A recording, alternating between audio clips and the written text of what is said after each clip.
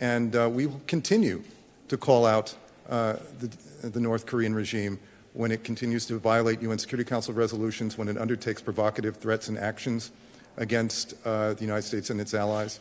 And so this was an important day, and it was also very clear to us, and I think to you all, that Pyongyang is not interested in having a dialogue.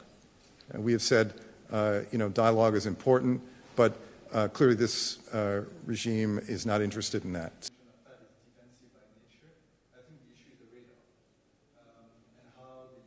Well, first of all, I haven't seen the tweet. I've been inside, but I know that President Trump has been frustrated for many years with how North Korea policy has evolved, and that's why he's put in place this new mechanism that we are now trying to put together, which is to further isolate North Korea, and we're undertaking a diplomatic, economic, and political campaign in trying to do so. And so dialogue, of course, we have said before and will continue to make the case that we're open to dialogue, but again, it's got to be about denuclearization of the Korean Peninsula.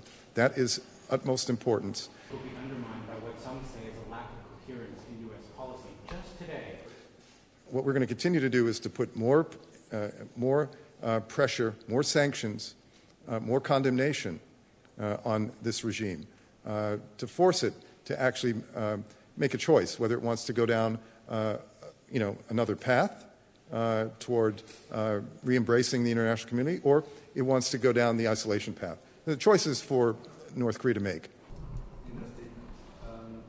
I would like to have your point of view. What they need to do is to put more pressure on Pyongyang to stop these provocative acts. China particularly has some very unique influence with the North. It needs to use that influence. Significance of the message that you put out in the CD as in the context, because you have other, I would say. The fact that this missile was flown over Japanese territory, potentially endangering, many, many civilians. The international community needs to be extremely concerned about this. And as it was pointed out in the briefing this afternoon, that these continued actions by North Korea, they're not just a threat to the peninsula or the region, but to the rest of the globe.